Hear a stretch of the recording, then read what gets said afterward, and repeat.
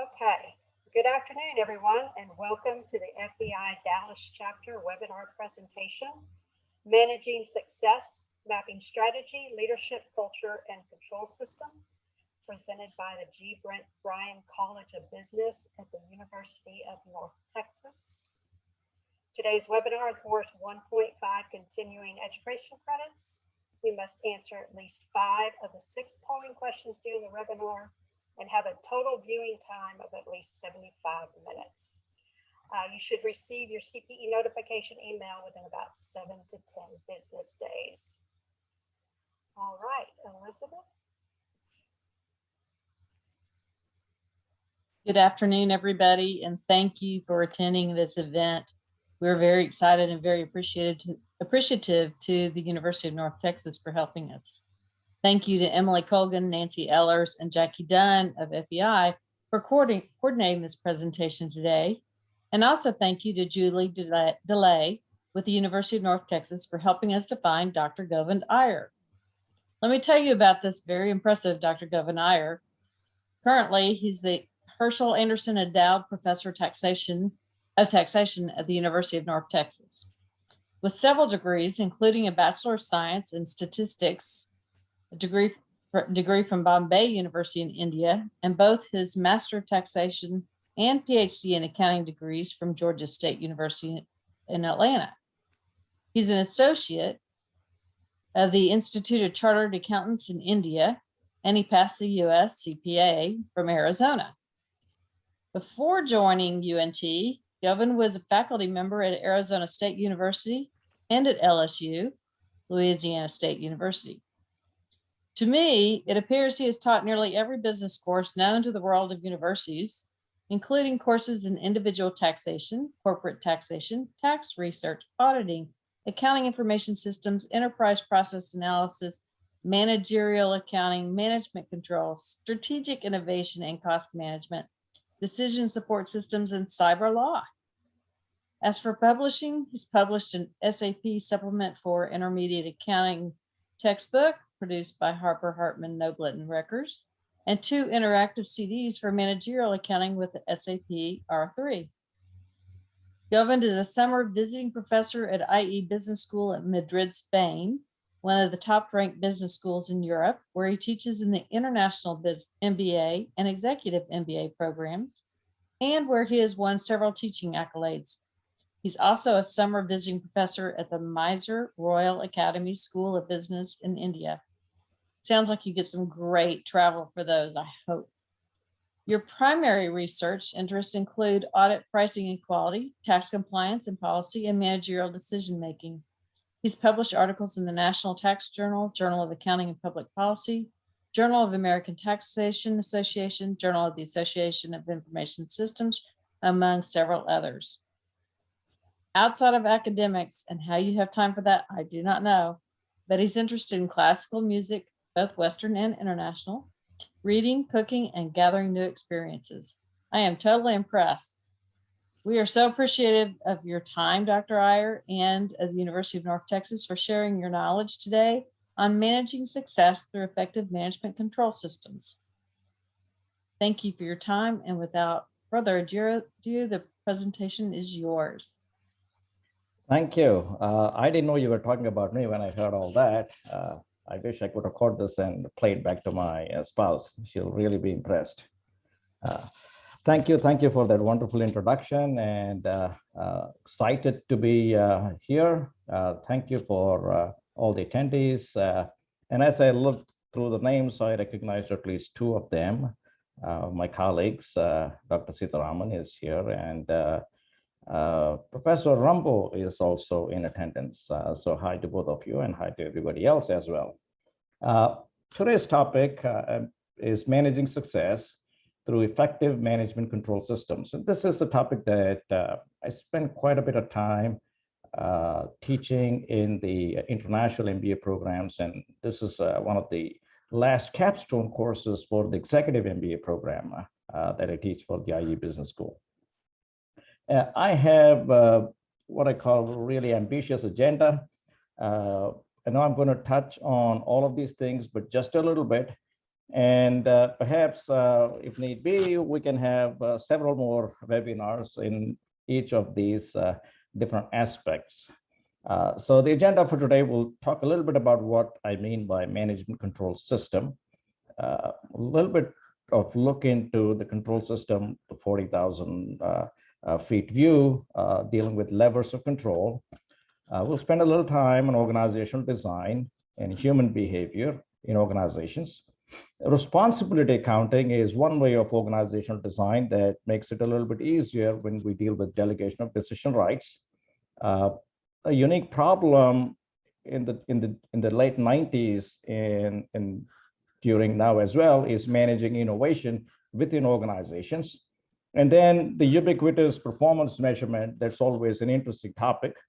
We'll round out talking a little bit about strategies and control systems, dealing with single industries, unrelated diversified industries, harvest strategy or bull strategies, and then maybe a few thoughts on management compensation, a little bit of research out there that has informed us over the years. So without much ado, we'll start with the management control system part. And feel free to ask any questions or make any comments. I like it to be an interactive presentation rather than me just talking, going on and on. Actually, one of the reasons I got into academia, I wanted to be a singer, but most people didn't like my voice, and I realized that people wouldn't attend my concerts. Well, there's one way where I can make people listen to me, which is become a professor. So that's a little bit of a background on why I became an academic.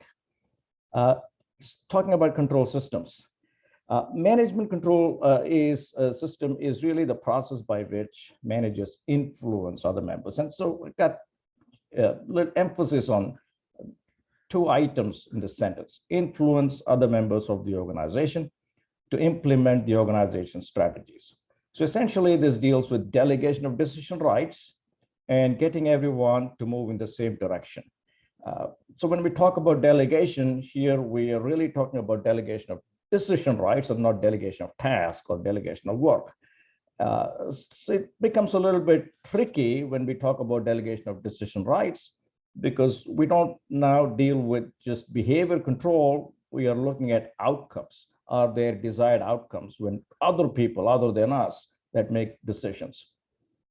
So here it's not just doing the work, this is successfully getting the job done, whatever the job may be. Okay. An alternative definition, which is a little bit more academic definition for this, is control systems are the formal information-based routines in procedures. So you can think of this as the nervous system of an organization that has both voluntary and involuntary ways in which it controls the organization, just like the nervous system controls the body, both voluntary functions and involuntary functions, like breathing or digestion. Those are involuntary functions. And then, of course, many of the motor skills are voluntary functions. So this is what an control system is to an organization as well.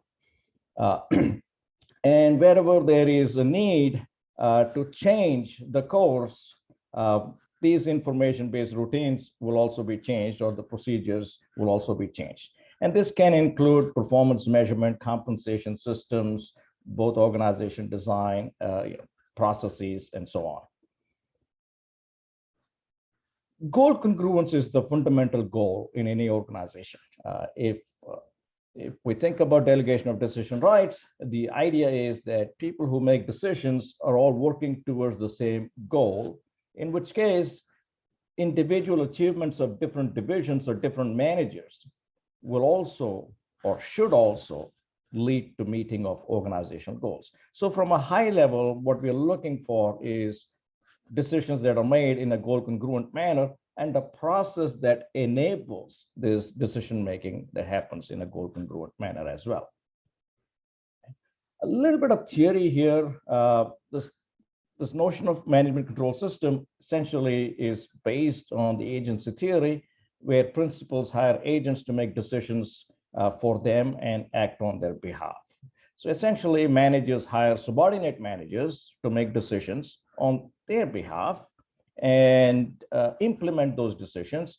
And the outcomes, hopefully, are the outcomes that are desired by the senior managers. So the board of directors can have their VPs, and the C levels can have their D levels, or whichever way that may be. And then it cascades down. And the decision making is also delegated. And hopefully the decisions that are made at the bottom mirror the decisions that hopefully the seniors would want to be made. Okay. There is potential for losses here, mainly because of agents' issues, which is self-interested behavior on the part of the subordinate managers, or incompetence. Well, incompetence is something that we can deal with hopefully easily, either through training or more information, or finding a job that a person is more suited to, or in extreme cases, we just let go and say, perhaps they should find something else in another place. The agency issues are a little bit more complex, because this now, but it's interesting. It may be complex, but it's not, it can't be done. This is taken care of through goal alignment and contracting and monitoring performance. So essentially, when we deal with agency issues and avoid self-interested behavior on the part of managers that goes against the corporation or the organization, then we monitor performance and we align the manager's goals to those of the organization goals, and contract with the manager based on desirable outcomes. So monitoring and motivating performance is really the way in which the agency problem is resolved. Where we delegate decision rights, we have multiple measures of performance. And this is critical, because as we see, as we go on, we can see that single measures of performance may not be good enough.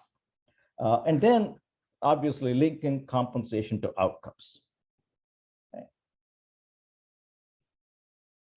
So some important questions that we can think of at this point is, what decision should be assigned to the agent? So is there a way in which we can delegate this decision rights? And once we delegate this decision rights, what should the agent be accountable for? Okay. How do we measure performance? And then the interesting part is, what are the intended and the unintended consequences of the control system? Informal control systems are very, very critical. And it's going to be a big part of today's presentation as well, because control systems don't exist in a vacuum.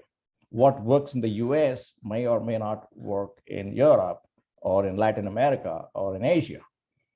Likewise, what works in one company with a specific leadership style may not work in another company with a different leadership style. So the societal norms, the organizational culture, and the management styles all have an influence on how the control system works. So typically, the formal agency theory-based control systems are the focus of many of the earlier studies in this area. But lately, say in the last 20 years or so, there's a large focus on the informal control systems as well. The effect of societal norms, the organizational culture, or the management style, how effective a specific control system would be. Okay. So at this point, I think we have a poll question. All right, thank you, Govind. Poll question number 1. In my organization, the role of culture in managing and measuring performance is low, medium, or high. And just a reminder, if you have any issues with the polling questions, that can be discussed in the chat menu.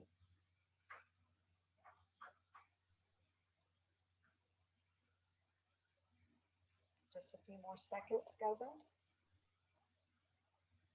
All right, we'll end that and share your results. All right. Looks like a pretty nice normal distribution, actually. Most places seem to have at least some role of culture in measuring performance. Okay, let's get to the next topic, which is the levers of control. So this levers of control is based on an article by Robert Simons. And essentially this says that every organization has 4 levers of control to essentially implement a strategy within the organization. And these are the levers that managers can use to ensure that there is goal congruence. The first one is the belief systems. Again, this is at a very, very high level. So the belief systems within organizations are credos and mission statements, the core values of the organization. And these are very important because given the credos or the mission statements or the core values, this unleashes the creativity of the people working for the organization. So essentially this tells them, hey, this is what the organization stands for. This is what our mission is. Go get this done. Be creative. Maximize your performance. You know where we need to go. Find a way to get there. And however creative you want to be, go for it. And the way this is enhanced, this is motivated, traditionally it has been through rewards. The better you do, the more creative you are, and the faster you get to the goal, or the more enhanced goal that you can come up with, the reward is going to be better. So this is managing through incentives.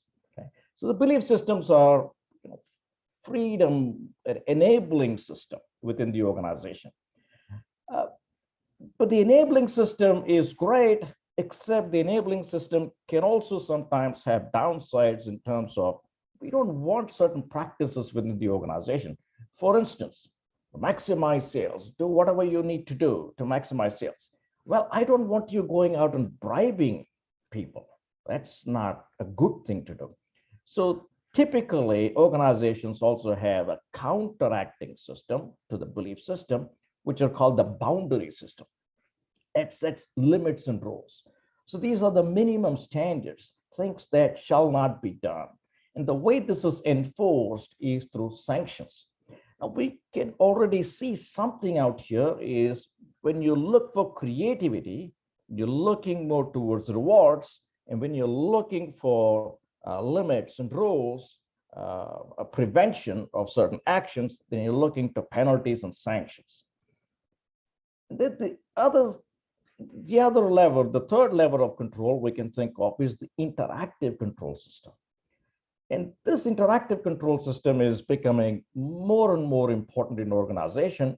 And we'll talk about this in the next module as well when we deal with learning strategies, which is this is really organizational learning because the velocity of change in the environment is so much. It is important for the organization to keep learning and changing where they are headed. So we used to talk about goal setting as if this goal was just, or this goal were just one single point that we need to reach. But that's not really true. The goals can also change, and very often they do change, and organizations must adapt based on the realities that they face in the market. So this is analysis of strategic uncertainties. And the way this interactive control system works is typically through experimentation, in allowing people to experiment, allowing people to see what's going on in the market and react to that. And hopefully these learning strategies then become part of the deliberative strategy that we'll talk about in just a bit. And the last but not the least, probably the place where most middle managers spend most of their time on is the diagnostic control systems, is the formal feedback systems, comparing the actuals with the preset standards, analysis of critical performance variables and variances. And variance analysis in and of itself is an extraordinary topic. And one can spend easily an hour and a half on this alone. This is periodic reporting. What most managers spend a lot of time on either preparing reports or reading reports. So diagnostic control system essentially is part of the levers of control, which deals with management by exception. Something goes wrong, I want to know immediately, and I want to be able to fix it. So diagnostic control systems are the fourth level of control that we have. Again, these four levels of control important in ensuring that whatever is the strategy of the organization, that these levels of control essentially ensures that the organization meets those strategic goals via the strategy that is planned. Information needs. Anytime we talk about management control system, a big part of the control system is the information needs and the information flows. In this case, the information flows, when we think about the levels of control, is the top management deals with both the belief system and the boundary system. What is the strategic domain? What are the intended strategies and plans?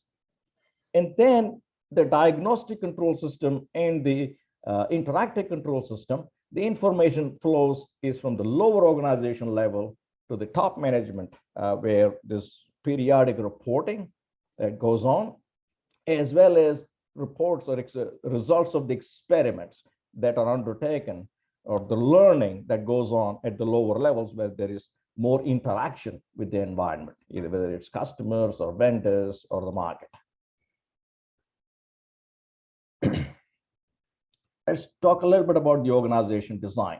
Okay, this is what I was talking about in just a few minutes back, which is we have the mission and the vision. And of course, typically we think of financial goals as organizational goals. And if it's a for-profit organization, it's typically return on equity. And if it's not for profit, typically it tends to be cost effectiveness and not so much the return on equity. Okay. Again, the financial goals when it comes to for-profit is more focused on efficiency, how well and how cost efficient, how much profit can I make, versus in not-for-profit, it's not so much financial or efficiency focused, it's more focused on effectiveness. Am I meeting the goals that I set out to meet? More from a non-financial standpoint. More and more organizations are not just having financial goals, but also strategic goals. So it's not as if we don't want to make money. It's not how much we make, but also, are we making the money the right manners? Okay, how are we achieving these financial goals? So there are some strategic goals. Are we true to the cost leadership? Or are we really following differentiation? Do we want to do both? So we are looking at different goals, not just how much, but also how. Okay? The traditional way of looking at strategy formulation is through deliberate strategy formulation, which is the strengths, weaknesses, opportunities, and threats, the traditional SWOT analysis. But more and more, we think about emerging strategies, which are based on real, on-the-ground experiences. You know, what's happening, and I react quickly. And maybe based on the reaction, if I see the same kinds of happenings on the ground, this may become part of the deliberative strategy later. And we'll talk a little more about this as we deal with managing innovation, because that's where these emerging strategies become more visible, where actually the deliberative strategies can be a weakness as we think about managing innovation. Again, from a high level standpoint, we can think about corporate strategy versus business unit strategy. The corporate strategy deals with, should I be a single industry or should I be a conglomerate? And if I'm a conglomerate, should I have divisions that are related to each other, or should I have divisions that are completely diversified, unrelated diversified? And this is important from the standpoint of how do we compete in the industry? Again, later on, we'll see that the structure of a single industry tends to be very different from the structure that is required for an unrelated diversified corporation. The business unit strategy is a little bit more deliberate, which is, what is the way in which I am going to compete in this industry? Am I going to follow a cost leadership strategy, or am I going to go for a differentiation strategy? Am I going to straddle? What niche of the customers am I going to look at? Where am I going to source things from? So this becomes a little bit, who are my competitors? So this is more about competing. Typical ways of analyzing what strategy fits the organization, we can use something like the Porter's five forces, dealing with the threat of entrance, substitutes, and so on and so forth. Okay. When we look at the old way of managing organizations, the mechanistic control system versus the organic control system, which is more a newer way of managing organizations, you can see some very stark differences. Typically mechanistic, it's motivation through pay. Responsibilities of managers are specialized, defined. Communication is very hierarchic. Controls are formal and tight. Communication also tends to be pretty formal and tight. There is supervision. The focus of the manager or the divisional manager is really the division and internal, what works for the corporation, and not much about the society as a whole. And measures for evaluation are specific, more financial oriented, cost productivity oriented. Planning and budgeting are not just tools for guidance, but really tools for performance measures as well, used as control mechanisms. And technology and routines are specifically used for efficiency purposes. The organic control system moved away from the mechanistic in many different ways, where the motivation is through contributing to goals. The goal setting is employees are part of the goal setting as well. The way goals are met is through cooperation, teamwork, interaction. Horizontal communication is given more precedence over hierarchical communication. The organization controls are itself informal and loose, what's called open door policy. Supervision is not so much. David, I'll get to you in just a bit. And that's a very interesting question you ask, and I'll give my thoughts in just a bit on that.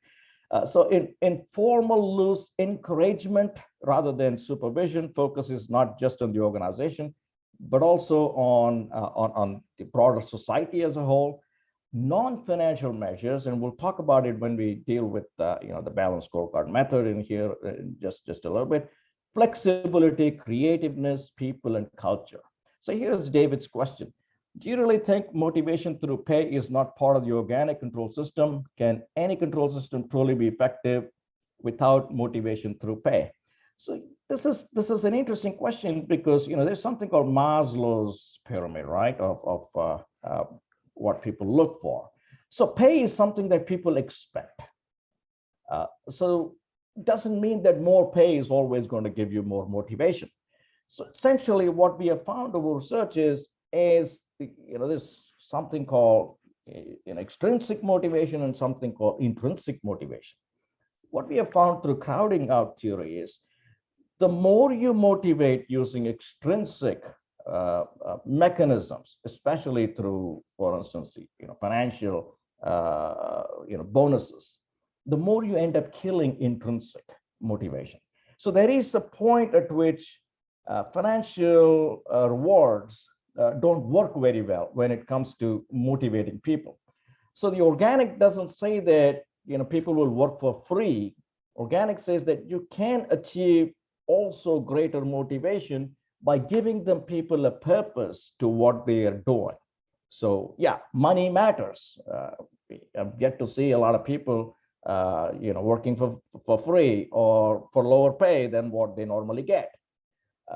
But if you can give them, if you can motivate through something other than simply pay, then you can get greater motivation. Remember that there's a question that I ask later on, it's very interesting, which is, how do you motivate a team that has already achieved all of its goals? Or alternatively, how do you motivate people when times are tough and you really can't give money? And that's where the organic control system kind of gives us a little bit of tools that says you don't always have to have pay. You can use other mechanisms as well. Does that answer your question, David?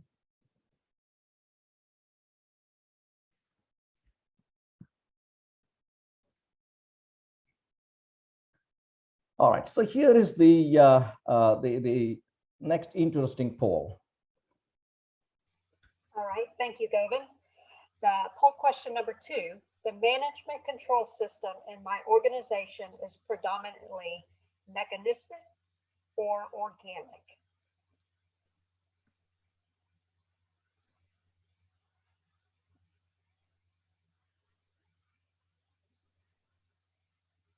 All right, we will end that polling, Govind.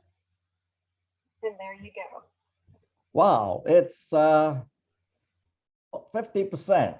That's amazing. And actually mechanistic kind of edges out organic a little bit. And I'm frankly not that surprised. Although a lot of companies want to move towards organic, sometimes it just feels a little bit too much of a step for lots of companies. That doesn't mean that they don't have elements of organic control systems in there as well. Human behavior. So I'm kind of going to go fast because I'm already at 30 minutes. I got 45 minutes left to get through. So the human behavior, principle 1, management control system should motivate managers and employees. So the 2 ways in which, and this kind of goes back to what David just asked, which is managers and employees must be motivated by the goals as well as motivated by the rewards that they may get for their efforts. Predominantly, the organic relies on the former and the mechanistic relies on the latter. It doesn't mean that there's not a little bit of the other in both the mechanistic and the organic. Okay. Principle number 2 should consider managerial and employee abilities and inabilities. And this is important, especially in modern organizations where managers and employees should be encouraged to learn and innovate, especially where in industries where the velocity of change is very high. And managers and employees' tacit knowledge should be cherished. And this is again important, and this is where a lot of knowledge management comes into play, where many organizations are trying to somehow capture this tacit knowledge that is held within the employees, between the employees' ears, and capture it and store it for future use. Principle 3, culture matters a lot for management control system design and use. And this is extraordinarily important, and we've seen that in several studies, not just in accounting, but also in management and marketing and in sociology, where the systems that are set by the top management and their actions really are reflected down by the managers, by the subordinate managers. So the control system should support a healthy social and ethical environment. And I don't know how many times you might have heard it, in different places. Culture will always eat strategy for breakfast. So culture matters, and it matters a lot in how you make things happen. And you can see that especially as you move to other countries and other places, and you can see that in many of these countries, culture plays a greater role than the control system itself. So a little bit of research on this. When we think about when we think about organizations, we think about the control system as consisting of many DNA elements. We have the economic model of a human, psychological and the sociological model of a human, where in the economic model, the control is about essentially the agency theory. I pay you and you do something, and we contract on that. The indicators whether you created value or not is essentially going to be the profits you made for me or whatever outcome measures I'm looking for. The measurement and reward is how I'm enforcing the subordinate manager to get the job done. And the model of the man is essentially a self-interested utility maximizer. So we think of people as essentially self-interested. I'm going to do what works for me. And that's it. I don't look beyond that. It's a utility function. The psychological model of control system, where we think about the human as humans have behaviors, and the motivation and the way people get things done is because they are motivated to do it. And it's not always simply because we have contracted to do something. We do many things because we like to do these things. When someone asks me, why do people swim? It's not because they don't want to drown. A lot of people swim because they like to swim. So the key control issue is how do we motivate managers, where we think of a human being as a social creature that has various needs besides just earning money. And the way subordinate managers get their job done is not by force, where superior manager controls their actions, but by looking and learning from by their senior managers. The control practice is motivation, and it's complex, a little bit complex, where economic as well as psychological elements play a role. The sociological is the most recent way by which we think about control systems, and this works in some organizations, newer organizations, where we are dealing with the millennials and the Gen Zs, where the control is about groups, group power identity.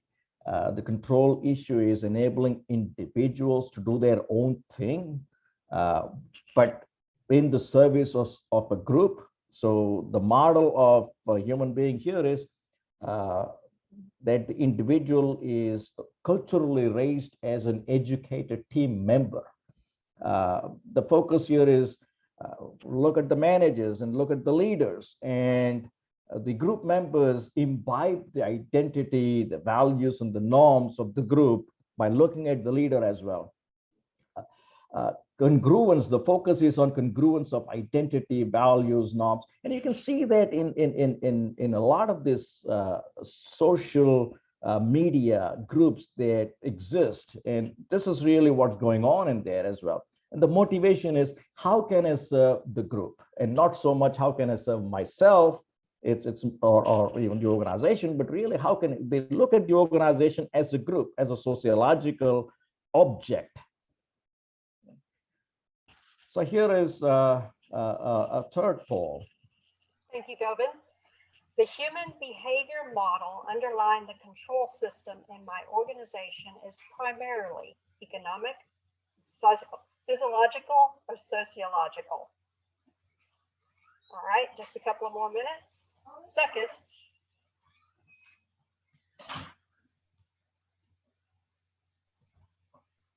Okay, and we will end that poll, Govind.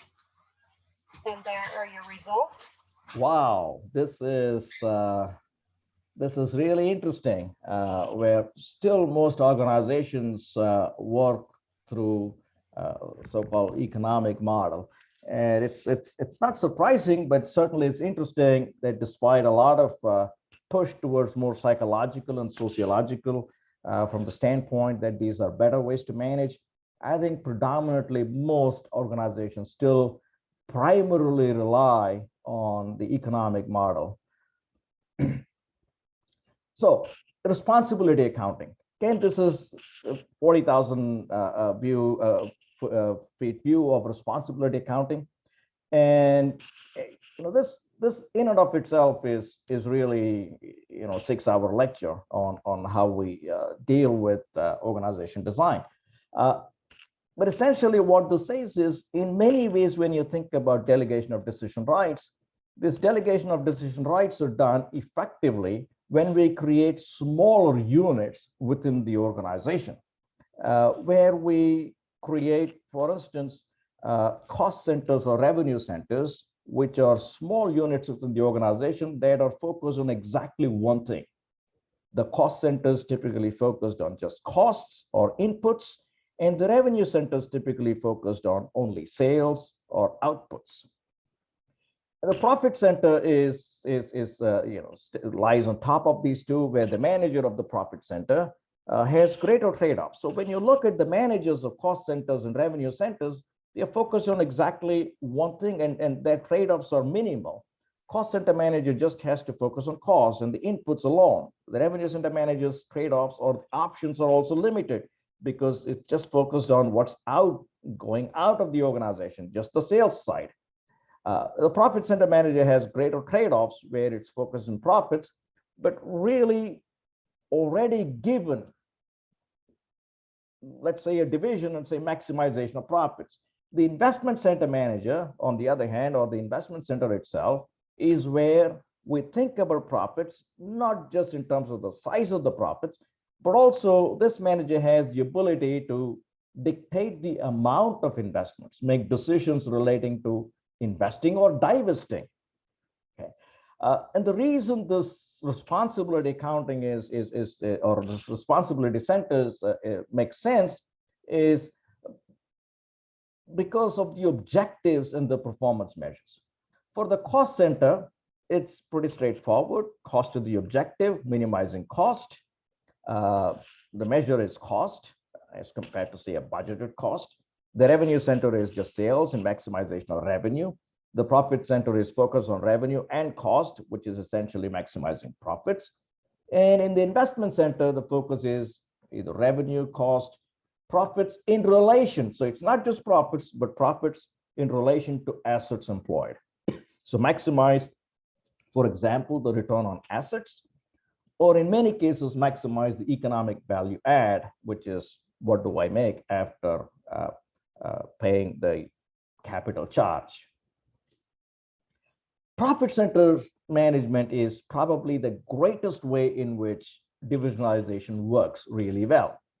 The advantages of profit centers is that it creates decisions that are closest to the scene and therefore probably better. And one of the nice things about profit centers is that you can hire specialists or experts and let them make these decisions closest to the scene. So for instance, if I have, let's say, a profit center in Europe, or for instance, in Denmark, then I don't have to worry about sending someone from the US out there who probably doesn't know Danish. I can hire somebody locally who understands the cultures in Denmark, the kinds of requirements, regulatory requirements, and the people. And of course, the quality of decisions is going to be better, closer to the scene. It's going to be faster. It also provides lower management initiative.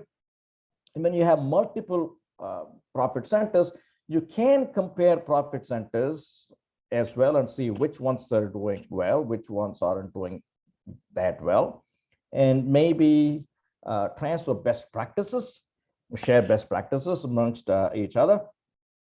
A profit consciousness is at the lowest level. So everyone who is working in these divisions are conscious of profits because their incentive pay, for instance, is going to depend upon divisional profits. So it makes them competitive.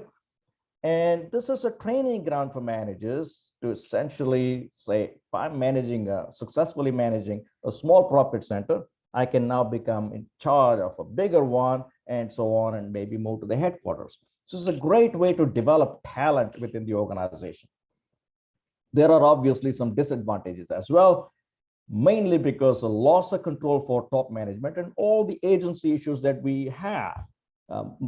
Information asymmetry is a major agency issue when you have profit centers, especially profit centers that are geographically farther away, or perhaps specialized people hired to take care of those profit centers. Friction and hyper-competitiveness between centers can also happen. And this is very interesting, especially because if profit centers are not truly independent of each other.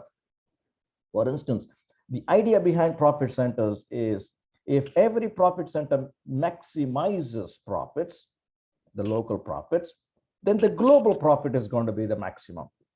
Now, that may be so, only if these profit centers are independent of each other. But what if profit centers transact between each other? What if one center manufactures something that another center wants? Or what if one center provides services that another center wants? Now you have issues of friction and hyper competitiveness, but you got to start focusing on transfer prices, effectively making sure that both centers are maximizing their profits, but not at the cost of the profits for the organization as a whole, because that's where you have problems with regard to suboptimal decisions. Okay, again, transfer pricing is a huge topic. That probably is another hour and a half. Okay, consolidation is an issue because when you have profit centers that transact with each other, then interdivisional profits disappear. So when we think about, when we sum up the profits of all the profit centers, it's going to be the maximum profits. May not always be the case because these interdivisional profits disappear as well. Short run versus long run. This is kind of important because typically profit center managers don't want to remain profit center managers for a long time.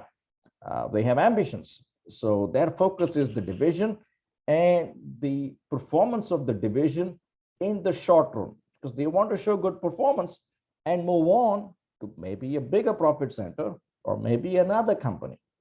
And profit center is where they are honing their skills and displaying their talents.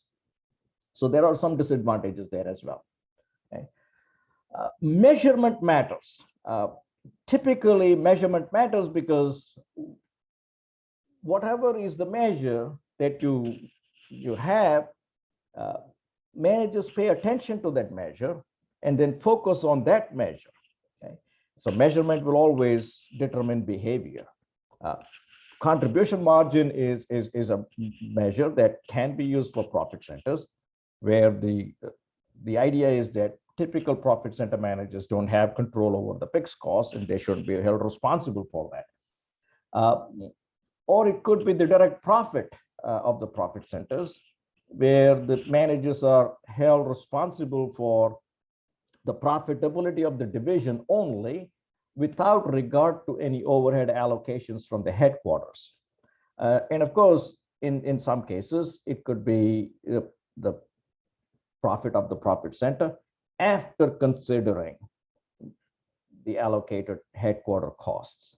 And we can use none of these measures are good or bad, as long as we understand that these different measures will lead to different behaviors on the part of profit center managers.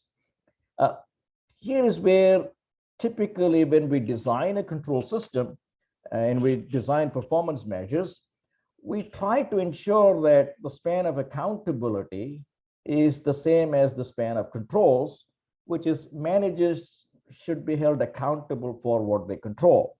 If managers are held accountable for what they do not control, then of course that leads to frustration. What can I do? You're holding me accountable for Phoenix being 120 degrees. I didn't make it happen, right? But sometimes the system is designed deliberately, where the span of accountability is greater than the span of control. And this is kind of interesting. This is a deliberate design where managers are made accountable for something that's not entirely in their control. And this is called the entrepreneurial gap. And this entrepreneurial gap is interesting because this encourages managers to use their soft power, their influence, to educate themselves beyond their own job function, having a corporate view, step outside of their comfort zone. For instance, if I'm in charge of a plant and I'm in charge of just the cost and I have no control over the sales, if I'm held responsible for profits, that forces me as a plant manager, for instance, to reach out to the salespeople and ensure that I can share information with them regarding inventory or delivery schedules, be proactive. I may not have control over the sales function at all, but since I'm held responsible for profits, that forces me to reach out, use my influence, educate myself. So having a corporate view, sometimes this entrepreneurial gap is very useful because this develops the human entrepreneurial spirit within the managers. Okay, here is poll number 4. Thank you, David. Poll question number 4. The business unit I work in may be best described as a cost or expense center, a revenue center, a profit center, or an investment center.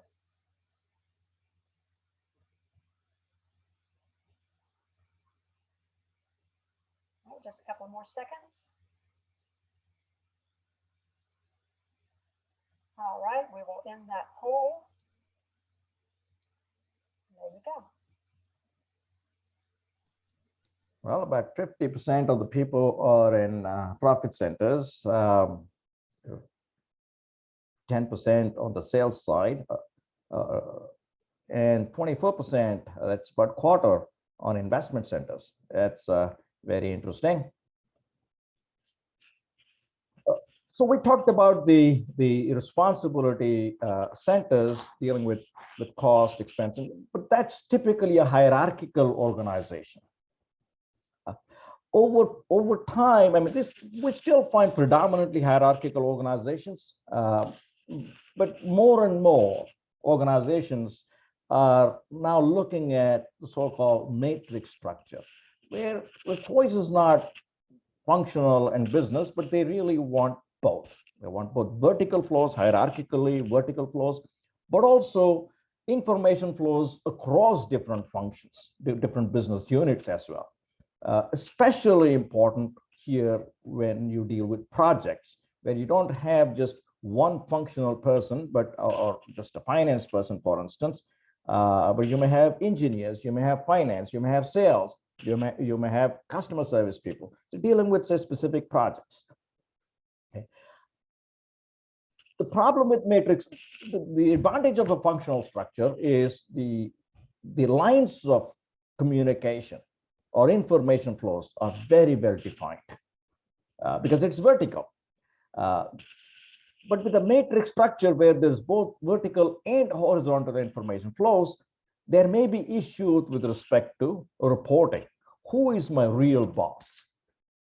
Is it my functional boss or is it my project boss, right? So who is my real boss? So that's always an issue that subordinates have. Now, where do we find this matrix structure more? We find this matrix structure more when we deal with lean management, where projects have lean management, where focusing on flow efficiency rather than resource efficiency, or when you deal with agile project management, where teams just take and go through small parts of a project quickly.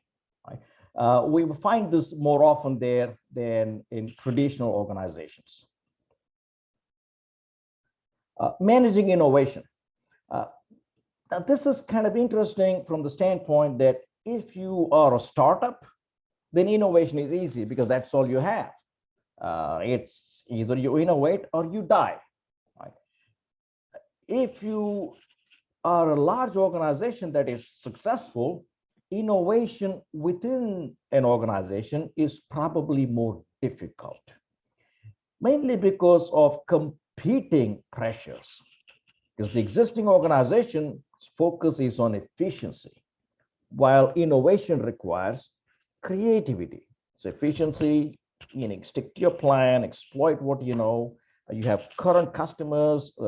We got this so-called 80-20 rule. You got 20% of the customers giving you 80% of the revenue. These are people you don't want to alienate. You want to make sure you meet their needs because the other one paying for everything, right?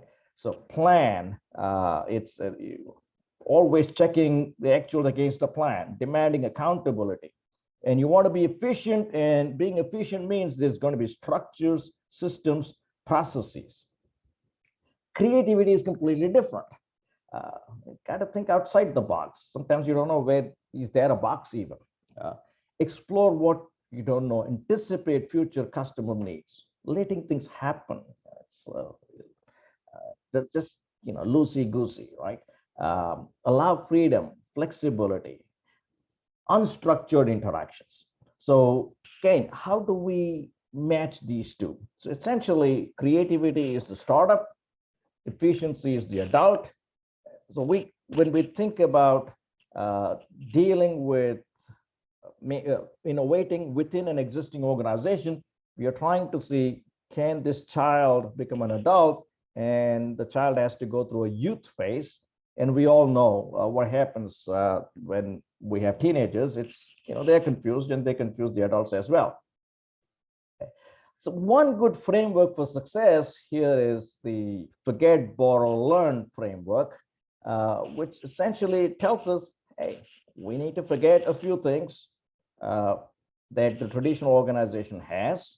We need to borrow a few things that the traditional organization has. And then we got to learn on our own if we want to be successful. So what should we forget? The new company. So if you're thinking of innovation within an existing organization, where you have a new organization within the existing organization, must forget the existing company's success formula. During periods, this is especially true during periods of stress, where the organization automatically reverts back to the old method. Okay? Because we always do what worked in the past. And if we keep going back to the same well, we're not going to be learning anything. Okay? So to be successful in forgetting the organizational DNA, what worked for the old organization should be replaced by a new DNA, what will work for the new organization. So the old success formula should be jettisoned. What can we borrow? Well, we can't throw away everything, the baby with the bathwater, because if you're trying innovation within an existing company, that innovation aspect has great advantages over a startup, because this new company has access to resources that startups can only dream of. First and foremost, capital. Someone is giving you money to try, to experiment. And then there are some critical resources. Could be suppliers, could be customers. So, great examples here. If you're interested, you can read up on New York Times Digital or Corning Microarray. One is a success and the other one is a failure. So how do these big companies manage it? Again, the key in borrowing is too much borrowing or too close of an interaction will make the new company very much like the old company, and will make it very difficult for the new company to grow on its own. So it's like a parent. You want to influence your kids, but also allow freedom for them so that they can grow up to be themselves. Too much, what they call helicopter parenting or whatever the name is. If too much or too close interaction will make it very difficult for the kid to express themselves. Learning. New company must resolve critical unknowns by itself. Okay, so they must come up with their own business model, what works for them. Okay, and planning. The planning process for the new company should be completely different from the planning process of the old company. Realize that when we think about efficiency, we are constantly looking for accountability. We're constantly looking to say, have you delivered the results? Because that's what's paying. New company can't be held to the same accountability standard because it's still exploring. The predictions may not be very good. We don't know whether the product is good, the service is good, the customer group is servable at all. We don't sometimes know what the customer group is. Okay, so the learning takes a little time, and the patience is required here. Okay, so you can think about this 3 S's and 1 C, and I'm not going to go over this because I'll probably run out of time very soon. Staff, structure, and systems and culture. So essentially, if you look at the existing company, when you think about the staff, we have operational experts that come through the ranks, have established career paths. The structure is very hierarchical, formal reporting. Information flows are very clear cut. In the systems, the focus is on planning, budgeting, uh, individual, department accountability, lots of fixed compensation, again, people that have risen through the ranks. And the culture, the business assumptions are deeply embedded.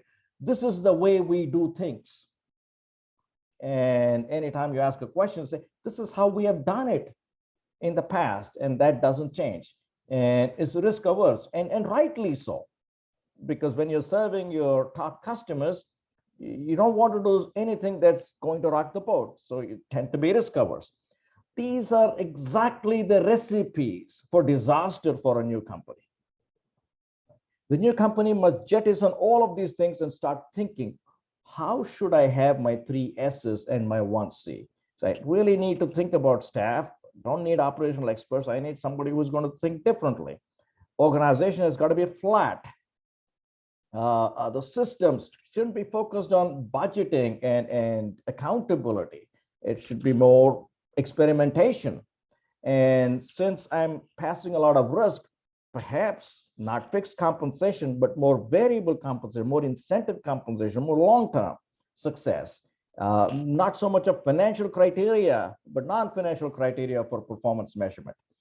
And encouraged to come up with their own culture that works for that new company and that focuses more on risk-taking.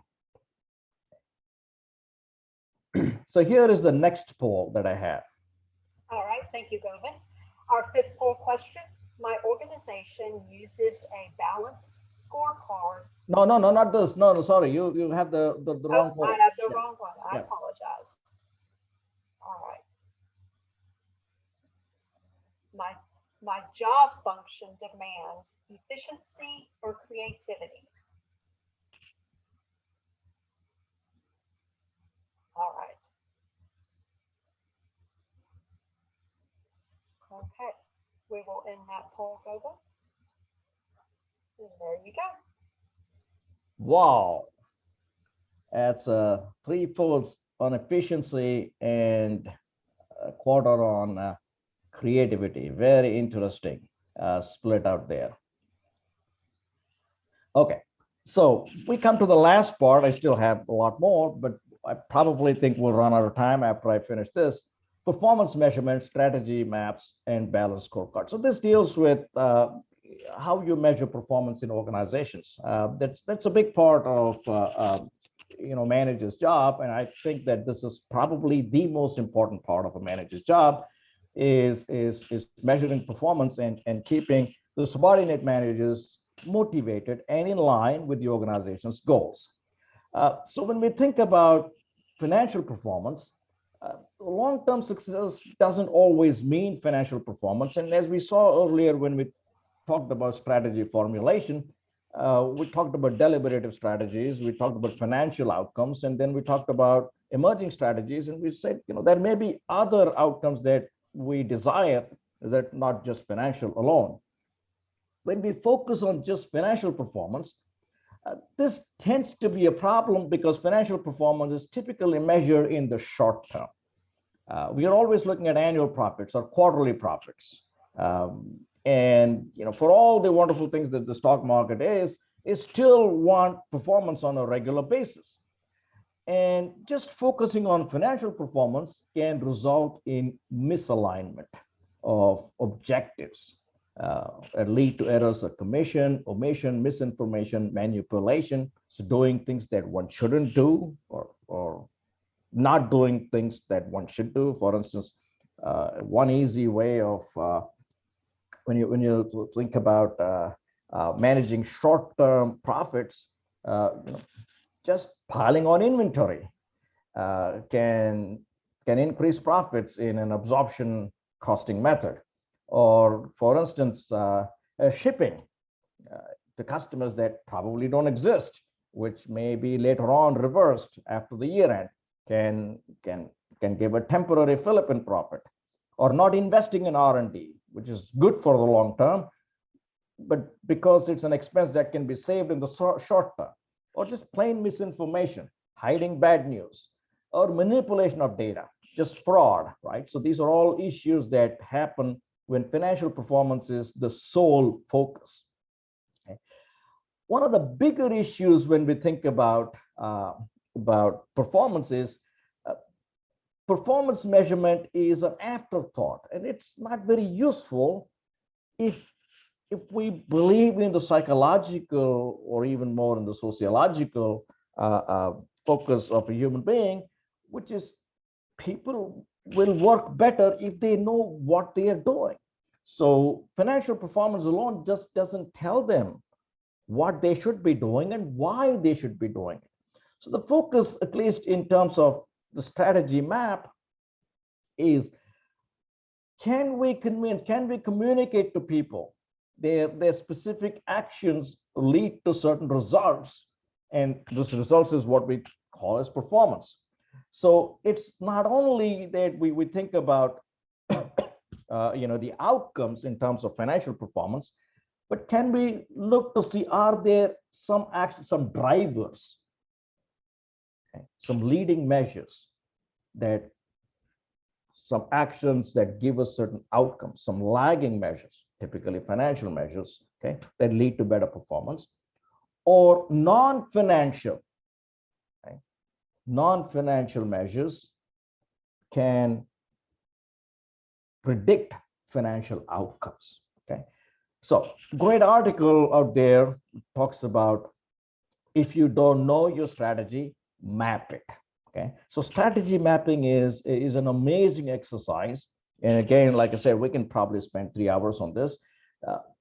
How do you map a strategy, and how do you come up with a balanced scorecard? And there are lots of similar kinds of tools available as well. Not that balanced scorecard is the only tool, but I think the balanced scorecard shows us how generally these tools work.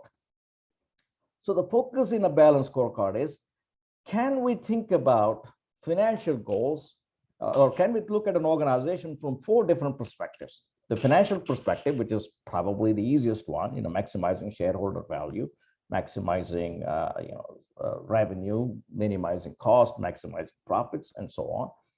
But also from the customer's point of view, what is the value proposition that we give the customer?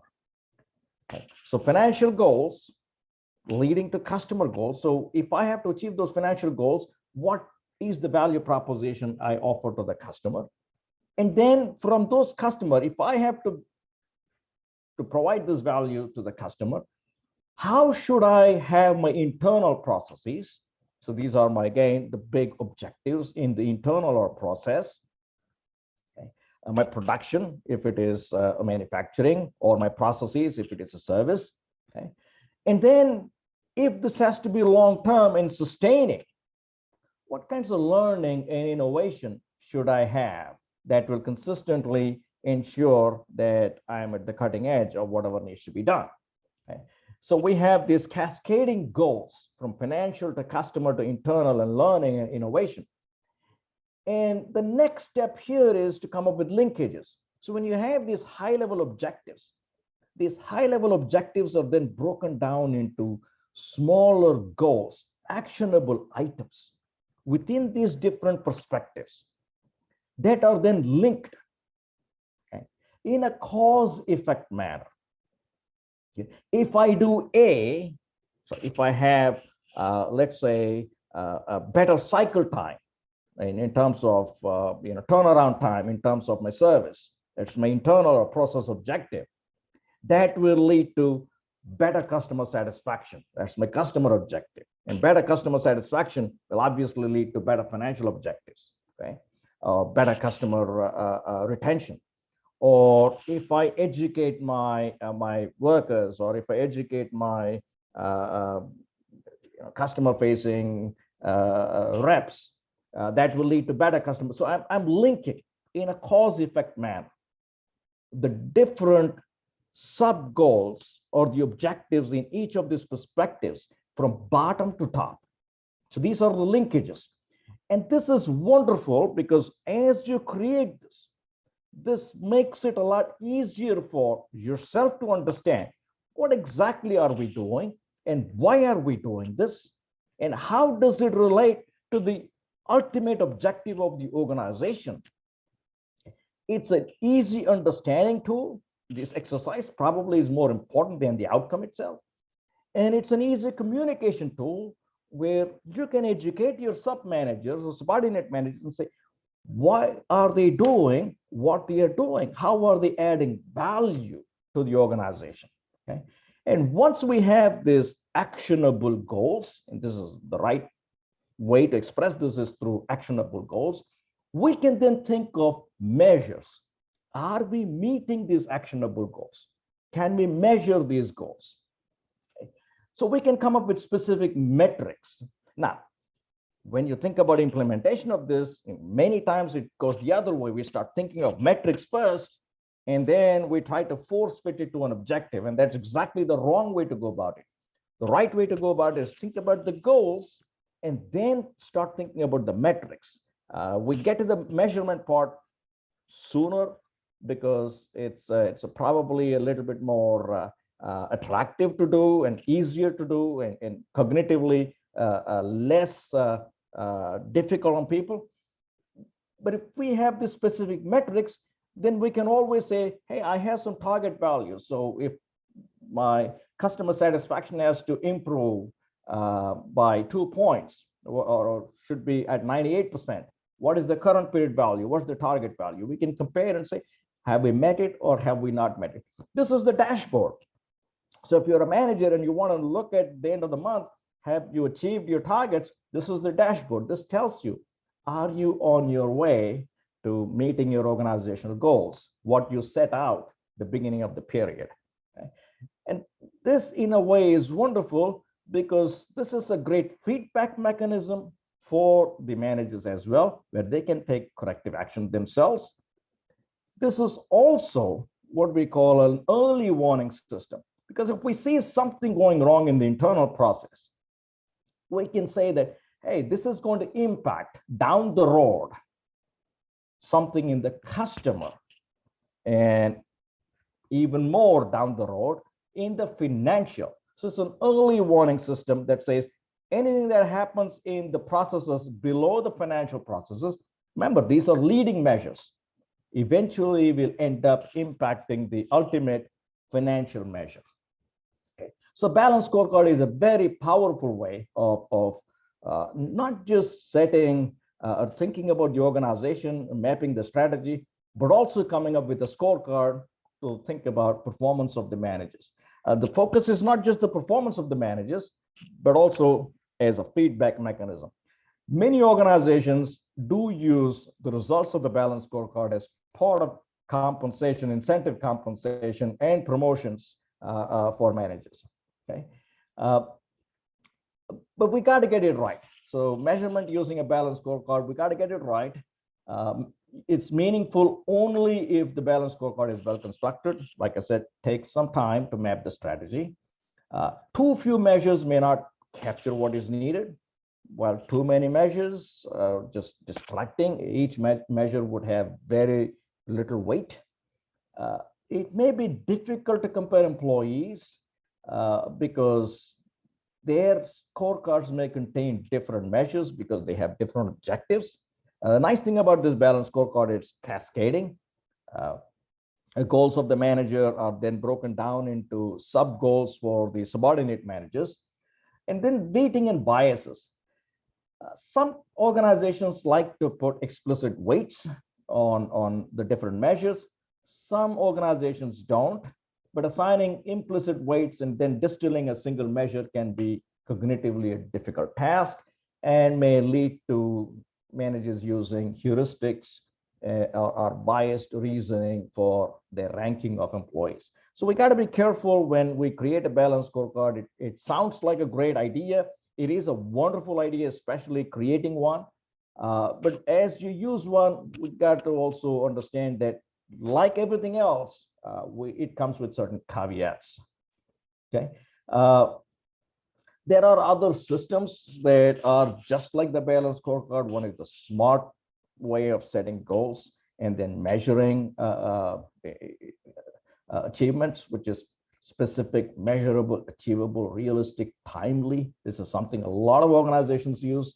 And then, of course, a lot of organizations use the so-called OKR methodology, which is objectives and key results. So unlike the balanced scorecard, this is a little bit more short-term oriented, where you set these objectives and you specify what are the key results that will let you know that these objectives have been achieved. Okay. All right, so this is the last poll question. All right, Govind, we will relaunch that poll from last time. My organization uses a balanced scorecard for performance measurement and management. All right. Okay, we will end that. And there are your results, Govind. Wow, I am really surprised that there are about 35% of the organization uses some kind of a balanced scorecard.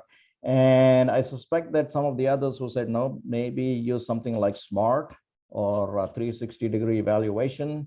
And you can feel free to type in the chat, yes or no, or something like an OKR as well. Am I right there?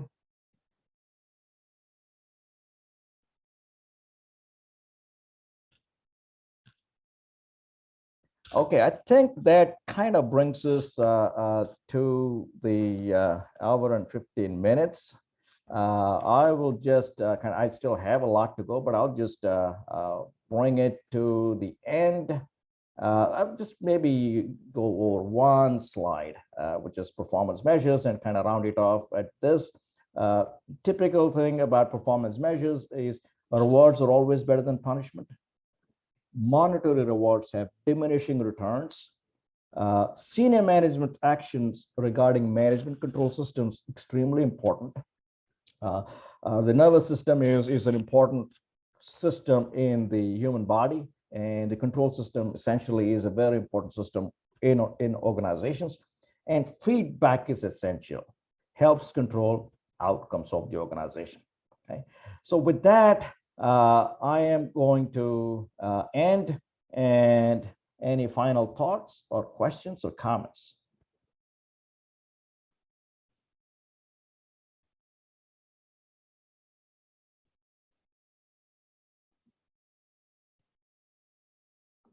If there's one other thing in the chat.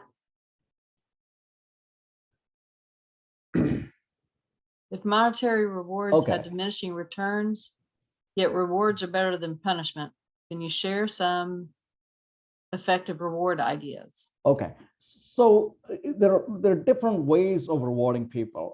One are psychological rewards and social rewards. So, for instance, at higher management levels, one way of rewards that people think of are social rewards, where people focus on, say, bigger titles, more perks. For instance, a box office at the Dallas Cowboys and so on. You can think of it as monetary in some ways, but there's also more status-oriented rewards. And it works even in middle management, that you can see in many companies. You can see a lot of people, there's like 50 VPs. And the idea is, it doesn't come with big monetary reward, but it comes with a status. So you use some status rewards as well. In many ways, companies now are going for work balance. So some ways of rewarding people are, you create your own, time that you want to come in and time that you want to go. You can give them vacation days. So those are ways in which you think of rewards, not just money alone. Does that answer your question, Brandon?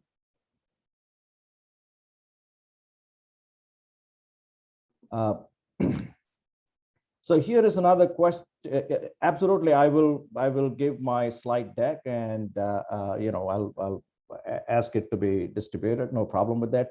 Here's a question from Roy. Well, how do you feel about the effectiveness of share-based compensation?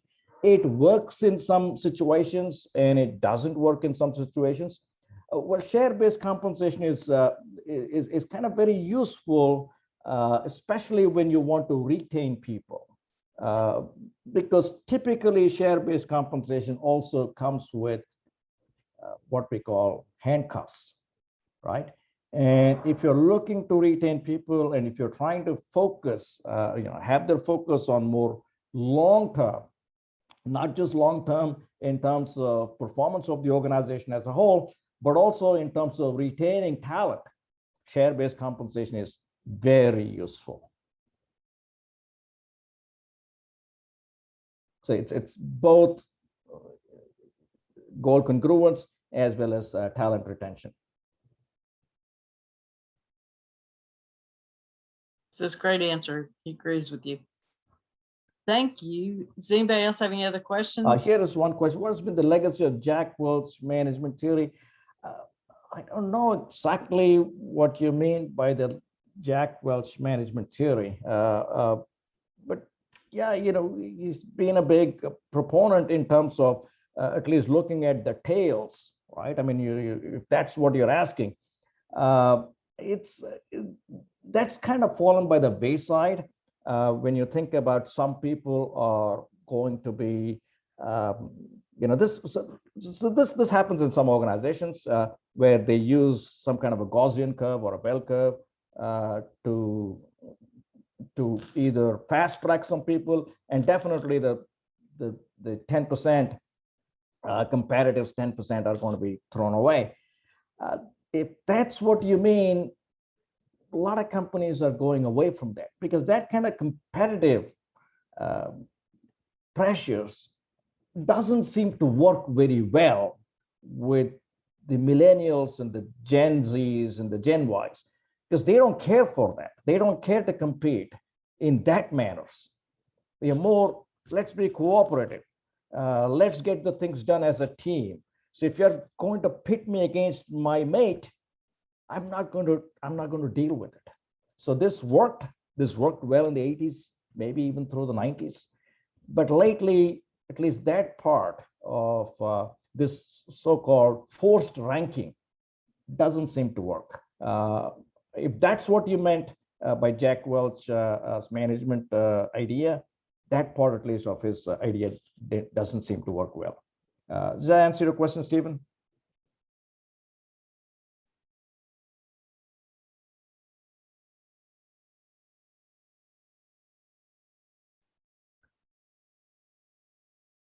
He says high performance cut all below a certain level of performance. Yeah, that's really what we're going to talk about. Yeah. Any other questions? He says I'm having fun. I'm enjoying the questions as well.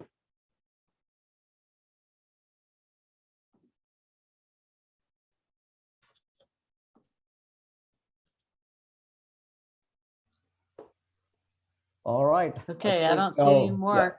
I'll turn it over to you. Thank you so much for your time, and thank you everybody for attending today. We totally appreciate it. Let's see if we have any final announcements from Emily regarding Thank you, when the training is showing up. All right. Thank you, Elizabeth. Thank you, Govind. And thank you, everyone, for participating on today's webinar. The CPE notification email should be sent out in about 7 to 10 days. This does end our webinar. Everyone have a wonderful evening. Bye.